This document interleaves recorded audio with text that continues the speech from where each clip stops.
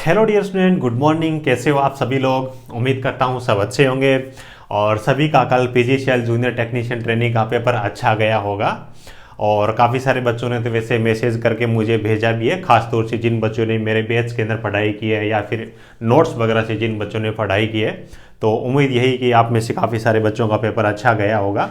तो आज की इस क्लास के अंदर अपन पीजीसीएल जूनियर टेक्नीशियन ट्रेनिंग का कल जो पेपर हुआ है उसके काफ़ी सारे प्रश्नों का सॉल्यूशन अपन देखने वाले हैं, है ना। और साथ ही आपको अपना स्कोर कितना बन सकता है कि एक्सपेक्टेड स्कोर, सब चीज़ें देखने के बाद में आपको कमेंट करके बताना है। और अगला जो वीडियो आएगा उसके अंदर मैं खुद अपना एनालिसिस, अपनी ओपिनियन है एक्सपेक्टेड कट ऑफ के बारे में देने वाला हूँ, ठीक है। बाकी जो भी बच्चे अभी तक टेलीग्राम चैनल में ऐड नहीं हुए जरूर ऐड हो जाइएगा, क्योंकि यूट्यूब की तरफ से बहुत कम बच्चों के पास में नोटिफिकेशन जाती है ना।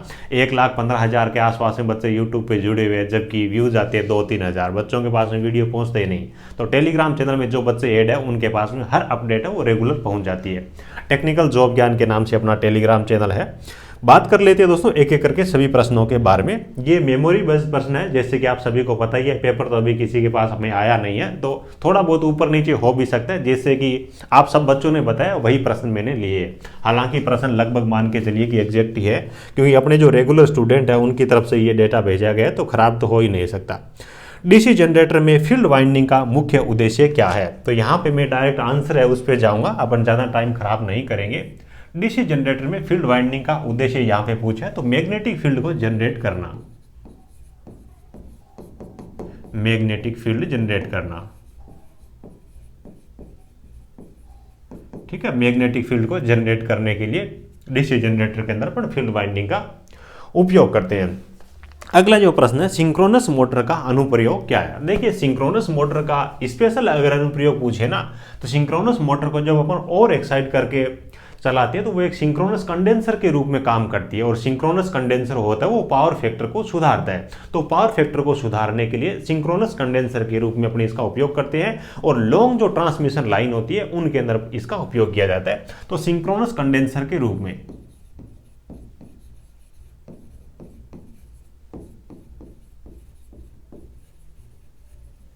सिंक्रोनस कंडेंसर के रूप में क्या आंसर था आप देख लीजिएगा। Power factor improvement, long transmission line, synchronous condenser, और एक्साइटेड करके अपन चलाएंगे तब की बात है। उसके बाद में ट्रांसफॉर्मर कोर का मुख्य उद्देश्य क्या है, यानी कि जिस पे वाइंडिंग करते हैं उस कोर का उद्देश्य क्या होता है? देखिए, पहला काम तो इसका ये होता है, ऑप्शन पे डिपेंड करेगा भी क्या आंसर होगा। पहला तो ये कि वाइंडिंग को आधार प्रदान करना, वाइंडिंग को आधार प्रदान करना, आधार प्रदान करना, क्योंकि वाइंडिंग इसी पे रहती है। तो पहली चीज तो ये। दूसरी चीज ये है कि जो प्राइमरी का फ्लक्स होता है वो सेकेंडरी में से इसी पाथ के जरिए यानी कि कोर में से ही गुजरता है। तो जो फ्लक्स होता है उसको लो रिलेक्टेंस का पथ प्रदान करना, ये भी इसका आंसर हो सकता है। यानी कि फ्लक्स के लिए लो रिलेक्टेंस का मार्ग या फिर पथ प्रदान करना, ठीक है। देख लीजिएगा क्या मैच करता है आपके ऑप्शन से। उसके बाद में ट्रांसफॉर्मर कोर को लेमिनेटेड क्यों करते हैं, यानी कि ट्रांसफॉर्मर की जो कोर होती है उसको पतली क्यों बनाते हैं, पतली पतली पत्तियों से क्यों बनाते हैं? तो उसका एक ही कारण होता है, एडी करंट यानी कि भंवर धारा, एडी करंट लॉसेज को कम करना, ठीक है। अगला प्रश्न है प्यारे बच्चों, सिंगल फेज प्रेरण मोटरों में कैपेसिटर क्यों लगाती है? यहां पे दो प्रकार की चीजें मेरे सामने आई है। अगर आपका प्रश्न यही है कि सिंगल फेज मोटरों के अंदर कैपेसिटर क्यों लगाते हैं, तो उसको सेल्फ स्टार्ट करने के लिए, सेल्फ स्टार्ट करने के लिए ये। और दूसरी चीज ये है कि कैपेसिटर का अगर आपसे डायरेक्ट, मतलब एक चीज ये भी होती है कि कैपेसिटर का उपयोग अपन जो स्टार्टिंग पावर फैक्टर होता है ना उसको सुधारने के लिए भी अपन उसका उपयोग करते हैं। तो ऑप्शन क्या था वो देख लीजिएगा। अगला प्रश्न है, 4 पोल अल्टरनेटर को 1800 आरपीएम पर चलाने पर कितनी आवृत्ति उत्पन्न होगी? यानी कि आवृत्ति होती है ना उसके बारे में पूछा गया। तो F बराबर P इंटू एन अपॉन 120 ये फॉर्मूला होता है। यानी कि यहाँ पे पोल की संख्या 4 दे रखी है, गति कितनी दे रखी है, 1800 आरपीएम दे रखी है। 120 अपन इसके नीचे लिखेंगे, तो इसका मतलब ये है कि 3 और 60 हर्ट्ज है ना, 60 हर्ट्ज है इसका राइट आंसर हो जाएगा। डेटा आप मैच करवा लीजिएगा, शायद यही होगा। अगला प्रश्न है 7 नंबर, एसी अल्टरनेटर में घूर्णन गति तथा आवर्ती के बीच में संबंध क्या होता है? तो यहीं से आप देख लीजिए, भी घूर्णन गति है ये आवर्ती के समानुपाती होगी, फ्रीक्वेंसी बढ़ने और घटने पे उसी के अनुसार गति है उसके अंदर परिवर्तन आएगा। जैसे कि एक बच्चे ने कल सबसे जल्दी ये प्रश्न भेज दिया था मेरे को। 8 नंबर प्रश्न है, कोर प्रकार के ट्रांसफार्मर में कौन सी वाइंडिंग का उपयोग किया जाता है ना? कोर प्रकार का जो ट्रांसफार्मर होता है, कोर प्रकार का ट्रांसफार्मर किस प्रकार का होता है? कोर और सेल 2 प्रकार के ट्रांसफार्मर के बारे में प्रश्न पूछे गए हैं। तो कोर प्रकार का ट्रांसफार्मर होता है ये इस प्रकार का होता है, जिसमें एक वाइंडिंग यहाँ पे लगी रहेगी और दूसरी वाइंडिंग है वो यहाँ पे लगी रहेगी, है ना। ये इसकी जो, अगर आपको कोर का आकार पूछा गया हो ना, तो वो तो होती है आयताकार, ठीक है। वाइंडिंग कौन सी करते हैं, किस प्रकार की करते हैं? तो सकेंद्रीय वाइंडिंग, है ना, या फिर सकेंद्रित वाइंडिंग, कॉन्सेंट्रेटेड वाइंडिंग जिसको बोला जाता है। तो वाइंडिंग का प्रकार कॉन्सेंट्रेटेड, सकेंद्रित वाइंडिंग, और कोर का प्रकार अगर आपसे पूछा गया हो तो आयताकार कोर का उपयोग अपन कोर प्रकार के ट्रांसफार्मर में उपयोग में लेते हैं। अगला प्रश्न है, जनरेटर में उत्पन्न ईएमएफ, फ्लक्स व ईएमएफ कौन से नियम से संबंधित है ना? जनरेटर में उत्पन्न ईएमएफ होता है, फ्लक्स होता है, वो किस नियम से संबंधित होता है? तो ये होता है फैराडे का विद्युत चुंबकीय प्रेरण नियम से संबंधित, यानी कि फैराडे की तरफ से विद्युत चुंबकीय प्रेरण के संबंध में 2 नियम दिए गए थे। पहला तो ये था कि किसी फ्लक्स से संबंधित कोई भी, मतलब कि कुंडली है ना, भी किसी फ्लक्स से संबंध कुंडली है कोई भी, तो उसके फ्लक्स के मान में अपन परिवर्तन करेंगे तो उस वहां पे ईएमएफ जनरेट होगा, ठीक है। और दूसरा ये था कि वो जो ईएमएफ जनरेट हो रहा है वो फ्लक्स में परिवर्तन की जो दर होगी उसके समानुपाती होगा। तो फैराडे के विद्युत चुंबकीय प्रेरण से संबंधित ईएमएफ और फ्लक्स है जनरेटर के, है ना। इसके लिए अपन राइट हैंड रूल होता है उसका उपयोग करते हैं। 10 नंबर प्रश्न है, रसोई घर व नमी वाले स्थानों पर ईएलसीबी का उपयोग क्यों किया जाता है? अर्थ लीकेज सर्किट ब्रेकर, ईएलसीबी की फुल फॉर्म है। तो इसका उपयोग अपन क्यों करते हैं? ईएलसीबी का उपयोग करते हैं लीकेज करंट से बचाव के लिए, है ना। किसके लिए करते हैं? लीकेज करंट, या फिर ऐसे लिख सकते हो लीकेज धारा को अर्थ करने के लिए, या फिर झटके से बचने के लिए, या फिर लीकेज धारा के खतरे से बचने के लिए। इस प्रकार का कोई न कोई ऑप्शन आपके सामने आया होगा। अगला प्रश्न है, शॉर्ट सर्किट व ओवरलोड से सुरक्षा के लिए कौन सी युक्ति का उपयोग किया जाता है? शॉर्ट सर्किट और ओवरलोड के लिए 2 प्रकार की चीजें अपन काम में लेते हैं। एक तो लेते हैं रिले, एक तो उपयोग लेते हैं अपन ओवरलोड रिले, ठीक है, सॉरी ओवरलोड रिले होती है, ओवरलोड रिले।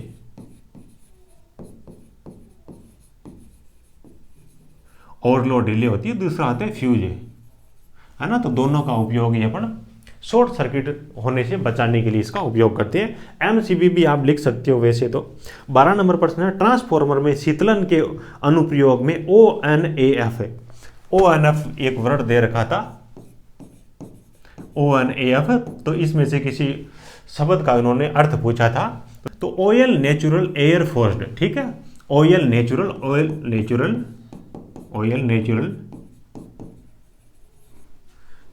एयर फोर्स्ड, ठीक है। तो इसमें से कोई सा भी वर्ड था तो आप देख लीजिएगा।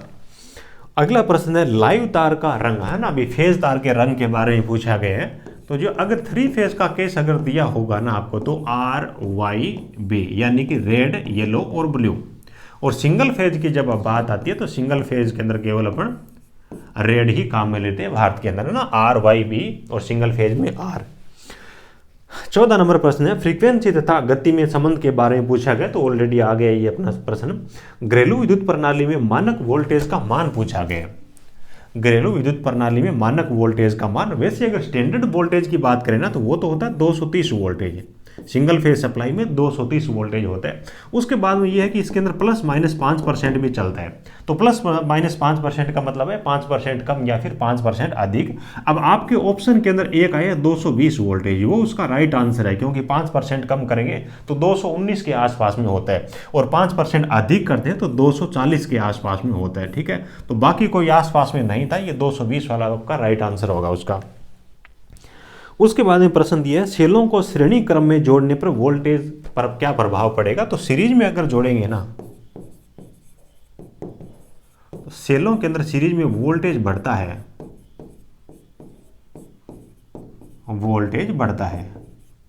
ठीक है, सेलों को अगर अपन श्रेणी क्रम के अंदर जोड़ेंगे तो वोल्टेज वो बढ़ेगा। उसके बाद में डीसी सीरीज मोटर का अनुप्रयोग के बारे में पूछा गया। तो डीसी सीरीज मोटर के अनुप्रयोग अगर अपन बात करें तो जैसे कि बच्चे ने बताया ऑप्शन के अंदर एक आपका इलेक्ट्रिक ट्रैक्शन दिया हुआ था, इलेक्ट्रिक ट्रैक्शन है वो राइट आंसर है। इसके अलावा कंप्रेसर में भी इसका उपयोग करते हैं और क्रेन के अंदर भी अपन इसका उपयोग करते हैं और जो सिलाई मशीन होती है ना उसके अंदर भी इसका उपयोग किया जाता है ना। कि डीसी सीरीज मोटर का उपयोग अपन वहां पे करते हैं जहां पे स्टार्टिंग टॉर्क उच्च हो, इस प्रकार का टॉर्क चाहिए, यानी कि उच्च स्टार्टिंग टॉर्क की जरूरत पड़ती हो और जहां पे गति के अंदर उतार चढ़ाव हो, है ना, तो वहां पे अपने किसका उपयोग करेंगे, डीसी सीरीज मोटर का उपयोग करेंगे। तो इलेक्ट्रिक ट्रैक्शन है ना, तो ये इसका राइट आंसर होगा। उसके बाद में आरएमएस तथा औसत मान के संबंध में, है ना, अभी एक बच्चे बता रहे हैं कि इसके अंदर कौन सा ज्यादा होगा कौन सा कम होगा, वो पूछा गया है।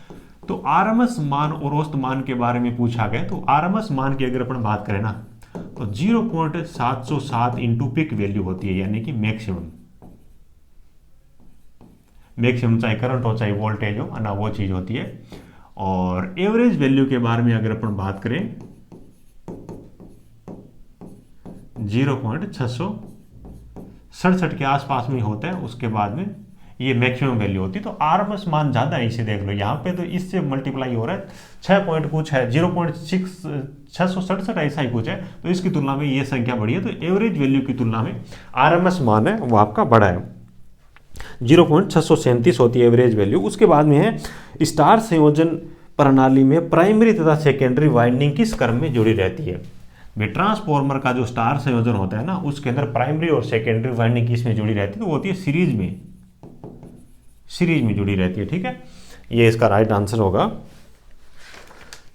चलिए प्रश्न नंबर 20 पे आ जाते हैं अपन। 20 नंबर में दिए है ट्रैक को चालू करते हैं। ट्रैक को कैसे चालू किया जाता है, तो ट्रैक को चालू करने के लिए गेट ट्रिगरिंग का उपयोग किया जाता है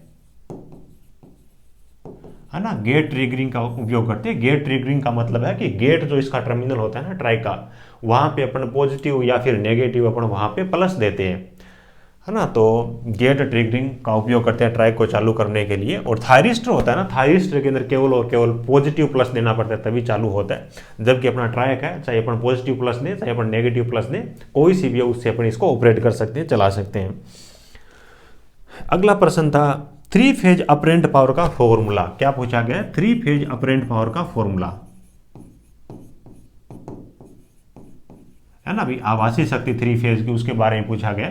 तो सिंगल फेज में तो होता है देखिए V इंटू आई हो जाता है, और 3 फेज की जब बात आती है तो दो चीजें होती है, लाइन के केस में और फेज के केस में। देखिए लाइन के केस में तो आता है देखिए √3 इंटू VL इंटू IL, ये केस बनता है। ठीक है, और अगर अपन बात करें फेज के अंदर तो फेज में आ जाएगा आपका, फेज में आ जाएगा 3 into V phase into VL। ठीक है, ये बन जाएगा। अपरेंट पावर की यहां पे बात हो रही है। चलिए अगला प्रश्न आपका दिया है ट्रैक में परतों की संख्या के बारे में पूछा गया है। ट्रैक में परतों की संख्या के बारे में पूछा गया है। ट्रैक में परत है ना, तो परत इसके अंदर 4 परतें होती है। कितनी परतें होती है, 4 परतें होती है, यानी कि इसके अंदर 2 साइड इस हिसाब से ये बंटा रहता है ना भी, 2 पार्ट के अंदर ये बंटा रहता है। तो एक साइड में तो इसमें लिखा था PN लिखा रहता है, एक में था NP लिखा रहता है ना। तो 4 परतें होती है, धनात्मक डायरेक्शन से जाएंगे तो PN होगा और ऋणात्मक डायरेक्शन जाएंगे तो NPN होगा।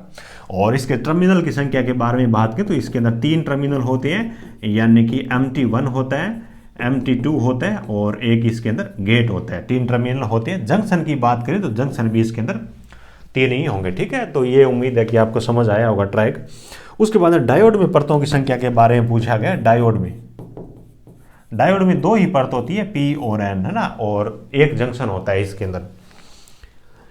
अगले प्रश्न पे चलें तो बच्चों अगला प्रश्न है डीसी धारा को मापने के लिए किस प्रकार के यंत्र का उपयोग किया जाता है। तो PMMC है ना, परमानेंट मैग्नेट मूविंग कॉइल प्रकार का जो यंत्र होता है वो डीसी के लिए काम में लेते हैं, है ना।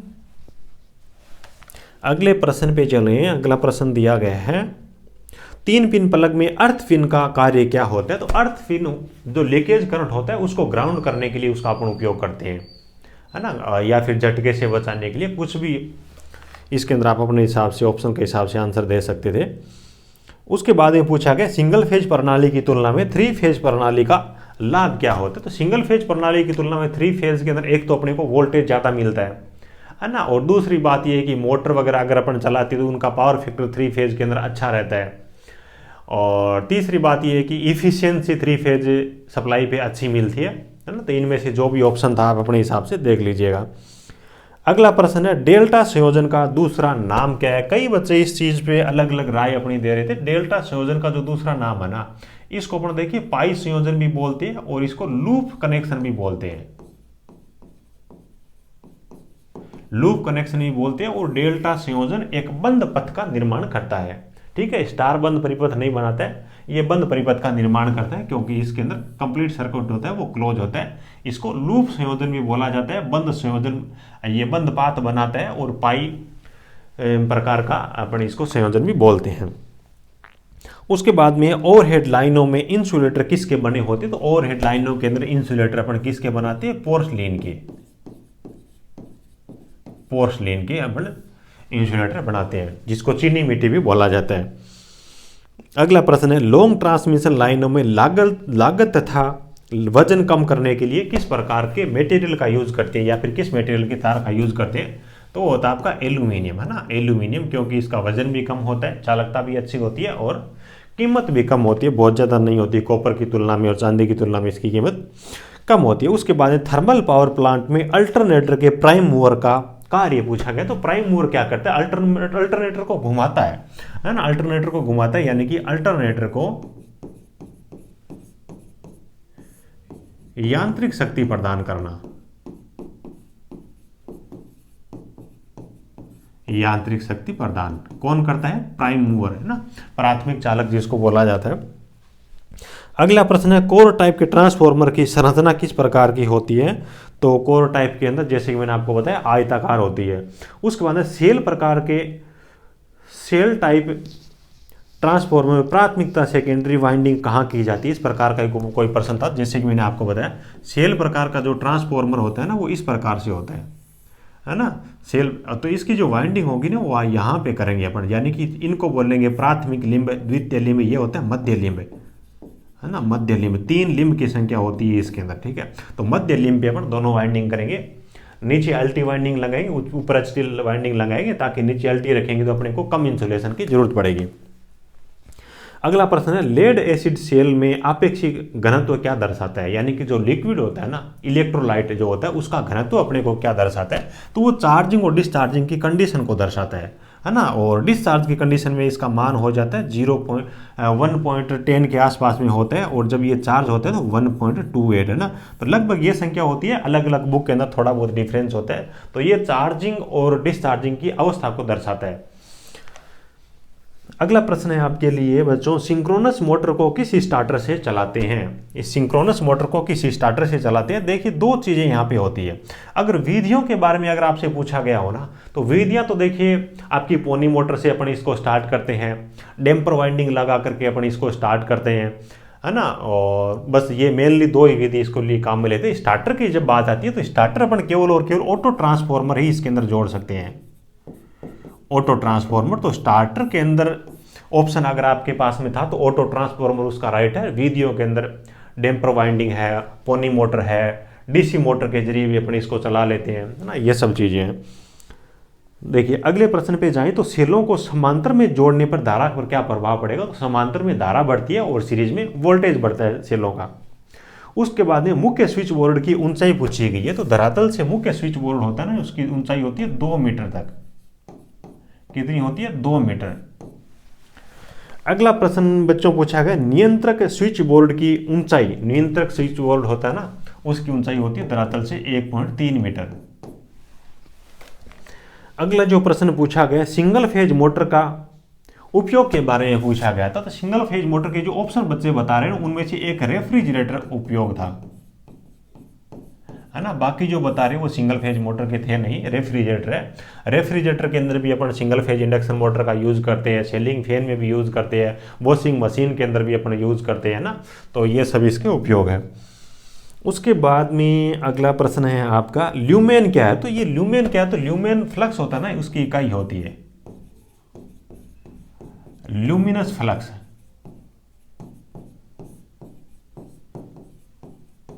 इकाई क्या है, ल्यूमेन, है ना। ल्यूमेन किसकी इकाई, ल्यूमिनस फ्लक्स की, यानी कि एक लाइट से अपने को कितनी लाइट इमिट होकर के मिलती है, तो वो होती है ल्यूमिनस फ्लक्स। उसके बाद में आईजीबीटी में जी का क्या अर्थ है। आईजीबीटी के अंदर जी का अर्थ पूछा है। आईजीबीटी की फुल फॉर्म होती है insulated gate bipolar transistor. IGBT की तो जी का हो गया, जी यानी कि गेट हो गया। इलेक्ट्रॉनिक्स में प्रयुक्त सोल्डरिंग का गलनांक और चालकता के बारे में पूछा गया। तो सोल्डरिंग का गलनांक होता है, ये तो होता है निम्न, क्योंकि जल्दी पिघल जाते हैं, और चालकता जो होती है वो होती है उच्च, है ना। ऑप्शन में क्या था ये देख लीजिएगा। उसके बाद में केबल का इंसुलेशन प्रतिरोध लंबाई बढ़ने पर, केबल का इंसुलेशन प्रतिरोध जो होता है ना, यानी कि केबल का इंसुलेशन प्रतिरोध होता है वो लंबाई के व्युत्क्रमानुपाती होता है, यानी कि लंबाई बढ़ेगी तो इंसुलेशन प्रतिरोध है वो कम हो जाएगा। इसमें से बहुत सारी पर्सन मान के चलिए कि 80% पर्सन ऐसे होंगे जो मैंने जो हैंड रिटन नोट्स बच्चों को प्रोवाइड करवाए है ना, उसके अंदर डायरेक्ट मैच करने वाले होंगे, है ना। अगर मैं बताऊं यहाँ पे अगर थोड़ा सा भी आपको, और ऐसा भी नहीं कि कहीं पैराग्राफ के अंदर बीच में चीज़ें डाल रखी हो, जो भी चीज़ें इंपॉर्टेंट है डायरेक्ट प्रश्न एग्जाम में आने वाली, उनको सेपरेट पॉइंट डाल करके अलग से लिखा गया है। जैसे कि जिन बच्चों के पास में नोट्स है, तो नोट्स का आप पेज निकाल लीजिए, हाँ 17 नंबर पेज निकाल लीजिए। जो पूछा गया है अभी केबल का इंसुलेशन रेजिस्टेंस और लंबाई में संबंध पूछा गया है, तो पेज नंबर 17 निकालिए। इसके अंदर नीचे मैंने सेपरेट लाइन के अंदर इसी हिसाब से लिख रखा है, ठीक है। लाइन में लिखा किसी केबल के इंसुलेशन का प्रतिरोध आर आई उस केबल की लंबाई के व्युत्क्रमानुपाती होता है, और नीचे मैंने फॉर्मूला भी लिखा है। इसी हिसाब से सारी चीज़ें मतलब क्या है कि इंपॉर्टेंट है, वन लीनियर के अंदर भी लिखी गई है। पहले चीज़ों को समझाया गया है कि वो चीज़ क्या है ना, और उसके बाद में बताया गया है कि उसमें से इंपॉर्टेंट चीज़ें क्या है, जिनको बाहर ला करके पॉइंट डाल करके लिखा गया है, ताकि बच्चों का फोकस है वो उस चीज़ पर जरूर रहे, है ना। अभी सब चीज़ें तो पढ़ते ही पढ़ते हैं, लेकिन कुछ चीज़ें ऐसी होती है जिनको पढ़ना बहुत ज़्यादा जरूरी होता है, तो उनको अलग से भी मैंने नोट्स के अंदर मेंशन किया है। बाकी जिन बच्चों के पास में नोट्स है, बहुत सारे बच्चों के मेरे पास में ऑलरेडी मैसेज आए ही हैं, आ ही रहे हैं। जिन भी बच्चों ने मेरे से बैच के अंदर पढ़ाई की है या फिर नोट्स से पढ़ाई की है, और बच्चों के जब मैसेज आते हैं मेरे से पढ़ने के बाद में कि सर मेरा इतना स्कोर हो जाएगा, इस बार मेरे चांसेज है, पिछली बार मैं इतने नंबर से रह गया था, तो उसके बाद मेरे को बहुत खुशी होती है कि बच्चा बार बार ट्राई करने के बाद में इस बार अपने पास में आया है, तो इस बच्चे की मेहनत इस बार रंग लाएगी, तो एक अलग ही खुशी होती है, वो टीचर चाहे कोई भी हो। अगला बच्चों प्रश्न है, निम्न में से कौन सा चालक है। तो चालक के बारे में बताया गया था, चालक बताया था, उसमें से 3 ऑप्शन थे, वो कुचालक थे। एक उसके अंदर तांबा दे रखा था, हाँ ना, तो तांबा ही वो चालक था। जैसे कि ऑप्शन में देखें तो लकड़ी, रबड़, पीवीसी ये ऑप्शन दे रखे थे, तांबा चालक था। उसके बाद में पूछा गया एक कुचालक के बारे में पूछा गया था। एक प्रश्न था 44 नंबर पे, एससीआर का उपयोग क्या है। तो एससीआर के उपयोग होता है ना डीसी मोटरों की गति कंट्रोल करने के लिए, डीसी मोटर स्पीड कंट्रोल, है ना। डीसी मोटर का स्पीड कंट्रोल करने के लिए अपन एससीआर का उपयोग करते हैं, है ना। काफ़ी सारे प्रश्न तो बच्चों ने भेजे थे, लेकिन भी सारे प्रश्न तो याद रहना पॉसिबल भी नहीं है। प्रश्न नंबर 45 है, प्राथमिक उपचार में कृत्रिम श्वास क्यों दिया जाता है। एग्जैक्ट प्रश्न ये मेरे पास में नहीं है, तो बस वही अभी प्राथमिक उपचार में श्वास देने का मुख्य कारण होता है ऑक्सीजन प्रोवाइड करना, है ना, ऑक्सीजन देना, है ना। तो ऑक्सीजन प्रोवाइड करना इसका मेन उद्देश्य होता है। अगला प्रश्न है, मिक्सर चलने के दौरान गंध आ रही है, यानी कि बदबू आ रही है, तो संबंधित दोष क्या है। भी कोई भी मशीन है ना इलेक्ट्रिक की, तो उसके अंदर अगर बदबू आ रही है तो इसका मतलब ये है कि उसके अंदर ओवर हीटिंग हो रही है ना, भी गर्म ज़्यादा हो रहे हैं, जिसकी वजह से वो वाइंडिंग है वो बदबू मार रही है। तो ओवर हीटिंग अगर ऑप्शन था तो वो आपका राइट होगा, ठीक है। तो मेरे पास में इतने ही प्रश्न है, टोटल मिलाकर के 46 प्रश्न थे। और अगर आपके पास ही प्रश्न है तो नीचे कमेंट करना और मैं वीडियो लेके आ जाऊंगा। बाकी आपका कितना स्कोर यहाँ पे बन सकता है उसके बारे में भी जरूर बताना। जो मैंने बताए हैं उनमें से आपके कितने % सही हो रहे हैं ये भी मेरे को बताना। अगला वीडियो अपन इससे रिलेटेड लेके आएंगे। चलिए, वीडियो अच्छा लगा तो एक प्यारा सा लाइक करना, अपने दोस्तों के साथ में इस वीडियो को जरूर शेयर करना ताकि वो भी अपने मार्क्स का आंकलन कर सके। Thank you.